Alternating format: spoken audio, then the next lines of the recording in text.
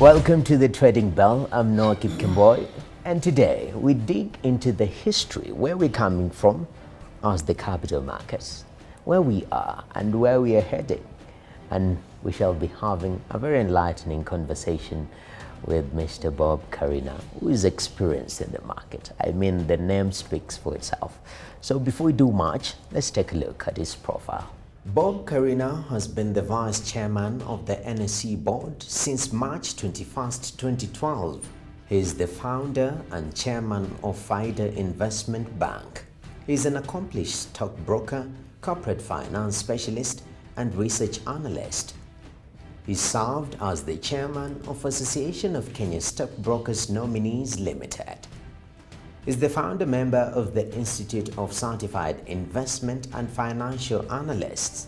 He played a critical role in the establishment of the Central Depository and Settlement Corporation, the NSE Automated Trading System, the Wide Area Network, and the Broker Back Office. He also serves as the chairman of Norwich Union Properties Limited. He is the chair of Rwanda Stock Exchange, a board member of the Central Depository and Settlement Corporation, a director of Kenya Industrial Estates. He has also served as director of Kenya Private Sector Alliance and Kenya National Chamber of Commerce and Industry. Thank you, Mr. Bob, for joining us right here on Trading Bell. Let's dig into history, because history is very important for every person. We have to understand where you come from. You've worn the red jacket. Right now you're in a red tie, red jackets. Back then when, stockbroking was different. Explain to us where we're coming from as the capital markets in Kenya. Okay, thank you, Noah. Let me start the way back when the stock market started. The stock market in Kenya started in 1954 as a voluntary organization, and it was registered under the Societies Act. Then one of the brokers then, called Francis Drummond, and the governor of Kenya, met and approached London Stock Exchange to accept that we start a market in Kenya. In 1954 they accepted, and we started the Nairobi Stock Exchange, which was in supervision of the London Stock Exchange. So that continued, and maybe to many people's surprise, Africans and Asians were not allowed to trade in the stock market.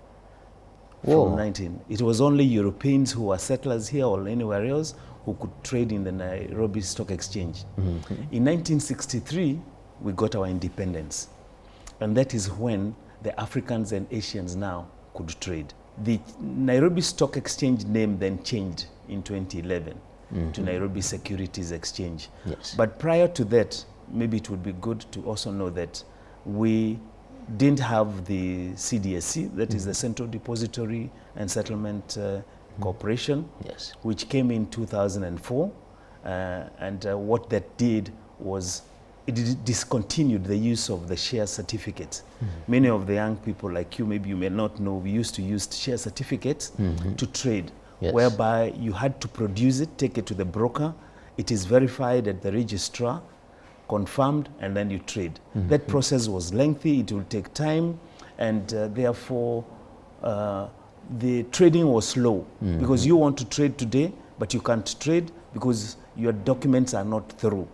It will take days to go to the registrar, coming back. Probably the documents are not verified properly. You have to go back. So it could take even a month before you sell.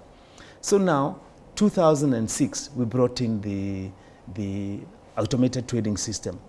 And I was privileged to have been the chair of the implementation committee that brought about the CDSC and also the automated trading system, which therefore now remove the previous activities of writing or wearing the red jackets and giving your prices on the board. You see, before the 8 years, there was this system called open outcry, where you would see in the background of the exchange people fighting to give a price. Yes. So the loudest would be heard by the board writer to put the price. So if you are soft, maybe your price is not taken because it's the price that is hard clearly that is put on the board. Now, that was eliminated by the automated trading system. Wow. So the automated trading system was started in 2006 and it was done under local area network, the LAN. And what happened, the trading floor then was at the nation center. And that's where we had the machines, the computers, and every broker would send their trading dealer to the floor to come and now trade within the floor, but on machines. You see now the good thing with the automated trading system, you key in your orders, and depending on how fast you hit submit, that's when the order appears on the screen, and now it is queued that way. The one who keys in faster, then if you are quoting the same price, you follow that queue. Okay. If you are selling or buying, whichever side it is. So that continued, and then in 2007, which was the year after, we brought in the wide area network and broker back office system, whereby now the brokers, dealers moved from the trading floor at the nation center and went to their offices, where now you could trade stocks from your own offices, and therefore it helped by the fact that now we congested the stock exchange. However, the trading floor remained for a while, and even today you can still come and trade here at the exchange here. So that if anybody had issues trading with their systems, they could use the trading floor as the alternative trading machine. Wow. So there are a number of computers that were kept for any eventuality in case you are not able to use the system. So that now continued, and that's where we are up today. We trade from our offices. Wow. So that is the background of the stock exchange. Oh, that's interesting. You know, these are things that we see in movies, people shouting numbers. And maybe the new gen can't relate to that because people are trading at the comfort even of their phones these days. That's the current trend right now, where now we have the technology has gone beyond such that now, for instance, you see, like now, because of now the ATS and the coming up of the improvements in developments in technology, we are now able to trade anywhere in the world from the comfort of your phone, your house. You'll be driving or something, you want to make a trade, you send through the phone. Some of few brokers or investment banks have introduced apps within their organizations, like I come from FIDA Investment Bank. We have FIDA M Trader, which it's free to download from either iOS or Android, and then it will take you through the steps on how to register, and then you can trade as long as you have an account. It also helps you open an account from the firm that we want to engage in. As long as you have the funds, it will allow you to trade from wherever you are.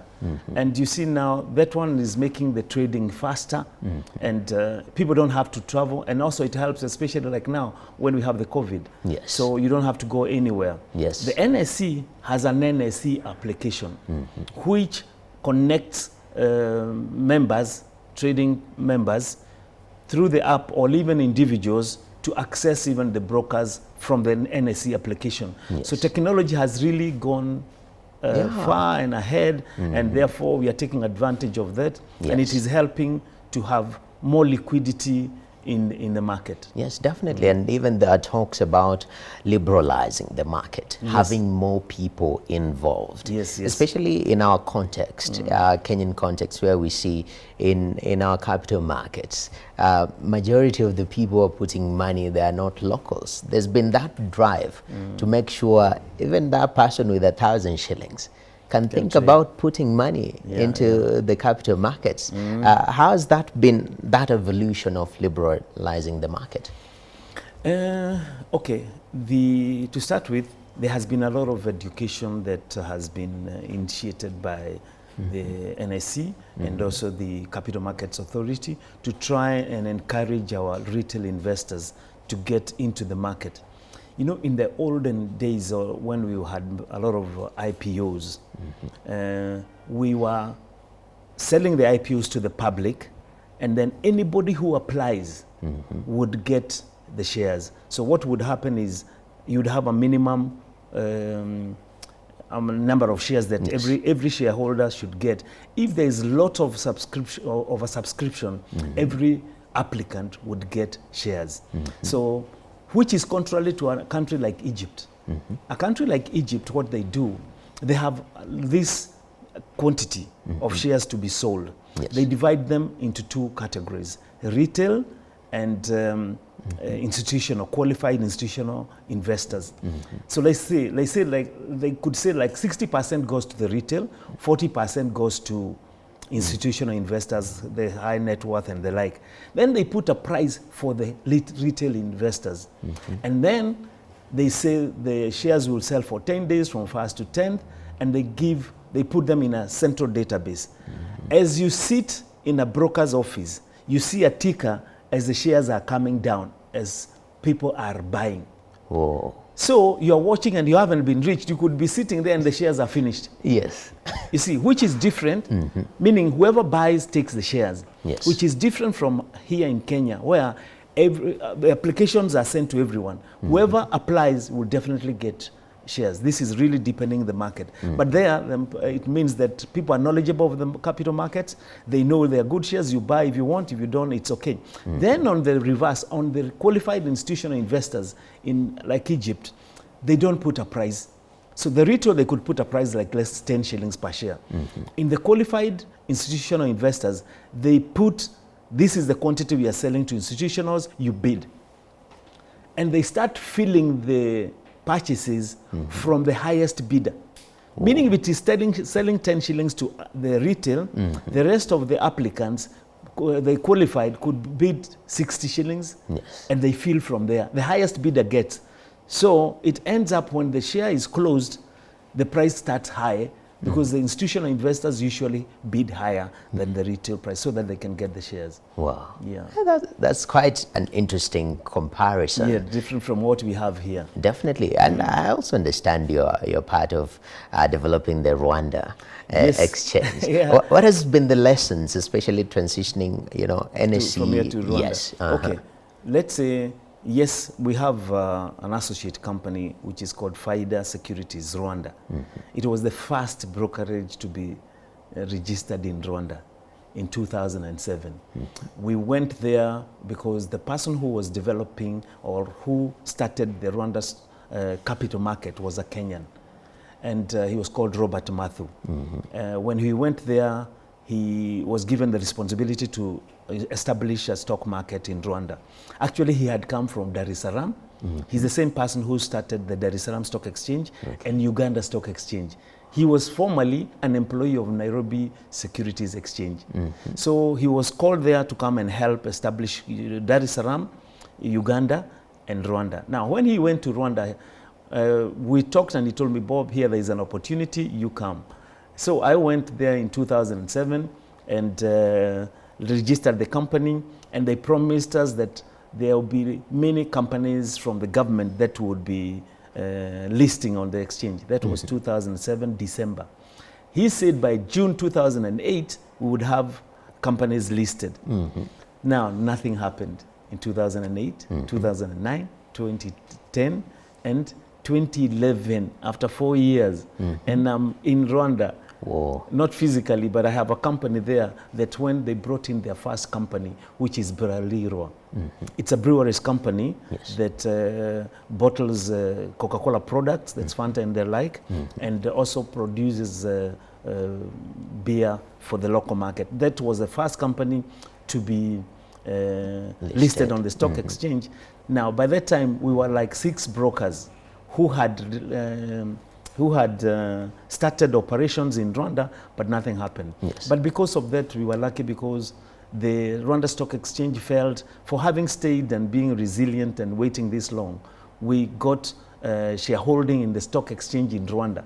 Oh, Yeah? the Each one patience of paid. us, a 10% shareholding, each one of us at a small token, which we appreciated. Now, because of me having the experience of the Nairobi, I became a board member, and actually I was appointed the vice chairman of the Rwanda Stock Exchange. And I have served from 2012 up to now in the Rwandan market as the vice chairman. And this year I was actually made the chairman of Rwanda Stock Exchange. So I have used the experience I have in Nairobi here to try and help them develop the markets there. They currently have about 10 companies, and half of those are from outside. And then this year we cross-listed a company from Johannesburg called RHB Bopelo.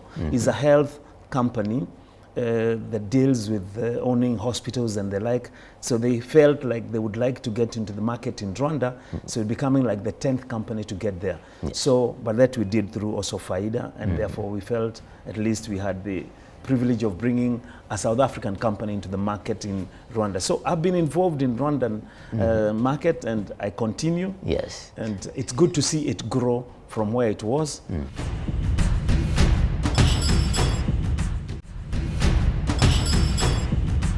Paint for us the importance of having this regional, robust, capital markets. Because oftentimes when you talk about East Africa, Eastern Africa, Kenya stands out on matters capital markets. What is the importance of having the whole bloc being very active?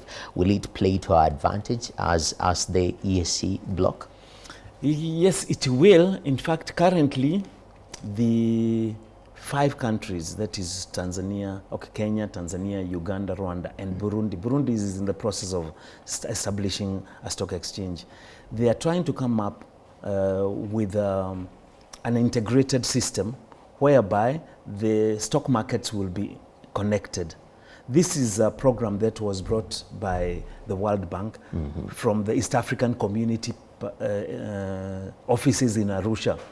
It's been going on, and there was hope by the end of this year, or probably Q1, the markets will be integrated in the sense that you can trade each country's shares from any of the exchanges. You see, currently, if I want to trade, you see, like we have companies cross-listed from Nairobi in Uganda, Rwanda, and Tanzania. In those countries, if you want to trade now, you see, like now we are immobilized, meaning we are using electronic holding of shares in our exchanges, both in Uganda and Tanzania and Kenya.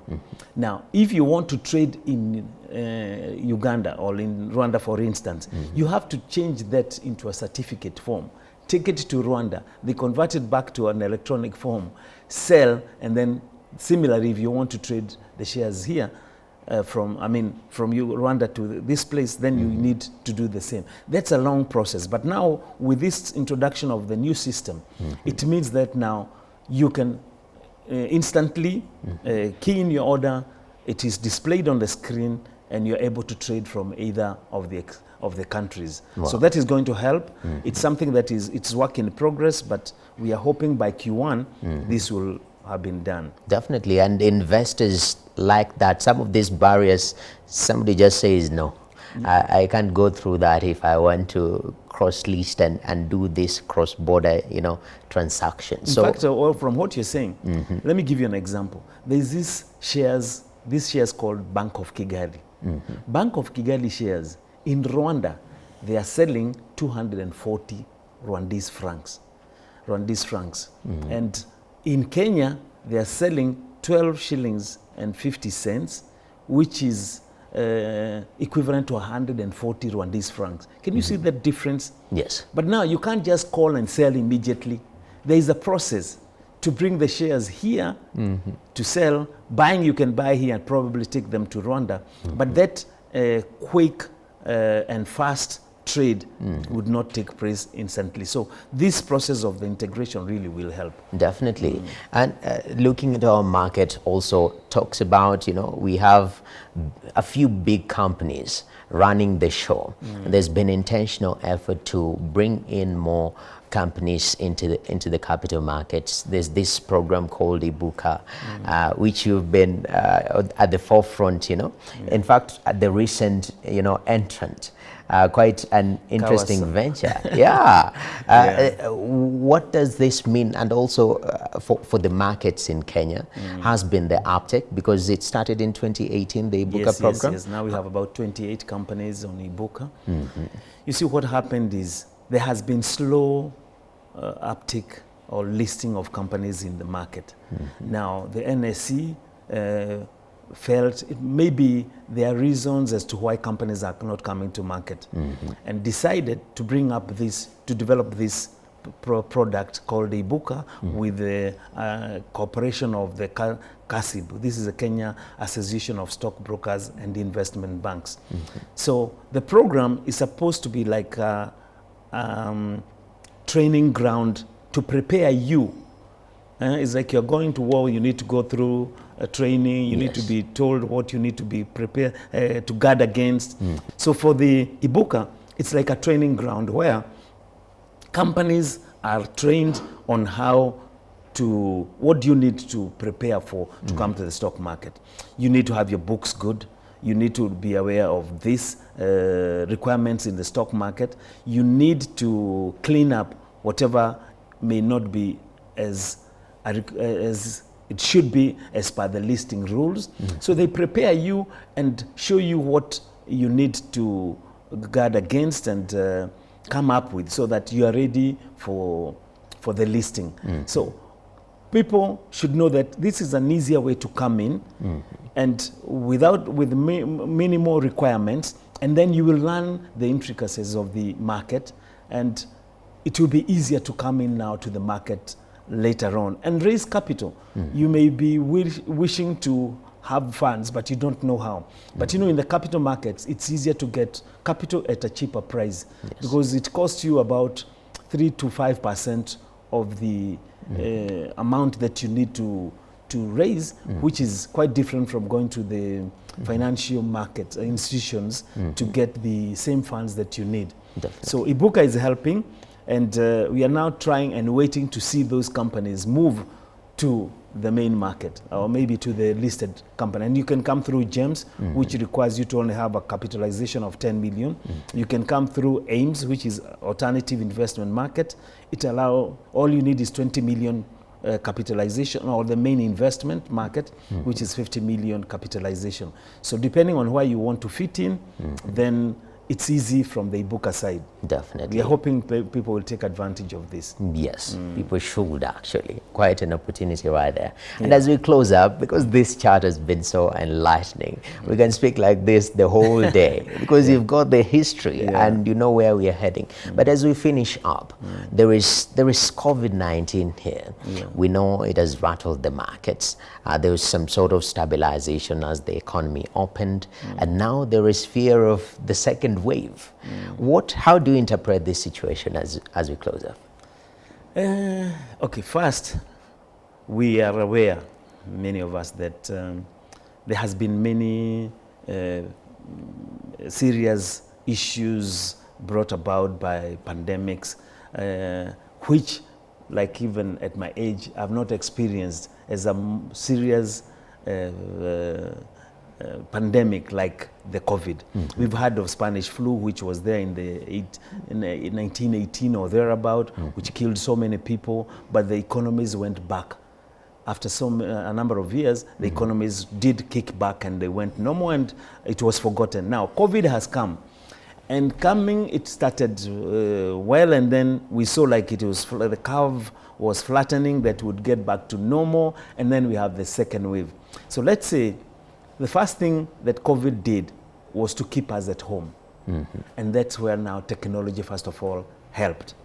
Whereby we couldn't go to the offices, and fortunately, like in the stock market, we had developed these applications, the broker applications, the NSE application, the NSE app, and therefore we could operate, buy, sell, trade from the comfort of our homes or wherever we are, if we are outside the country. So that was a plus for the COVID.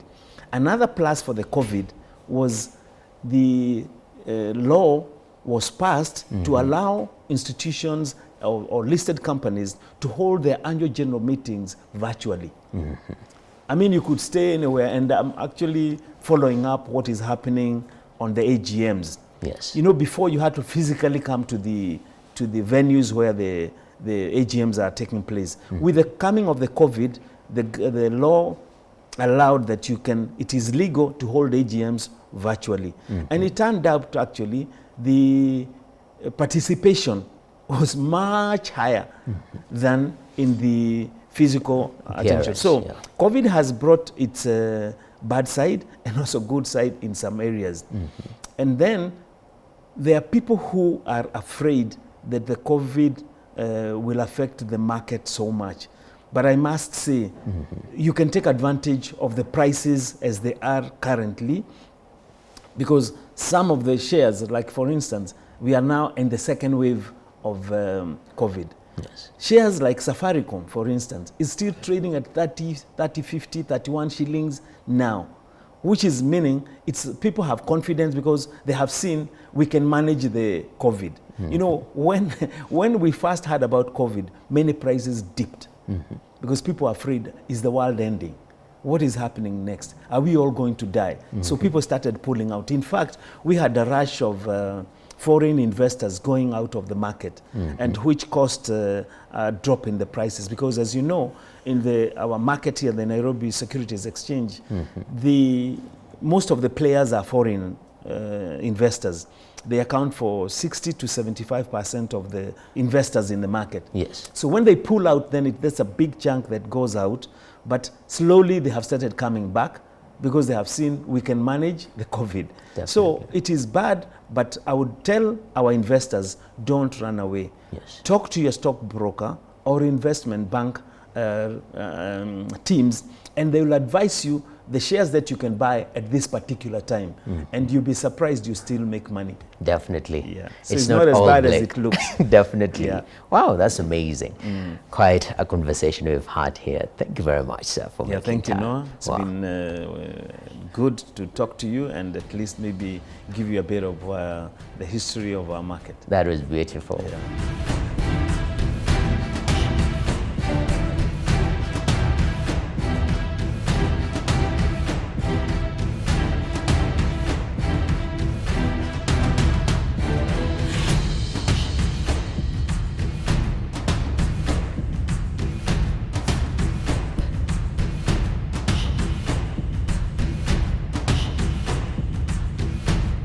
That was Bob Karina, Vice Chair of NSE. Quite edifying conversation.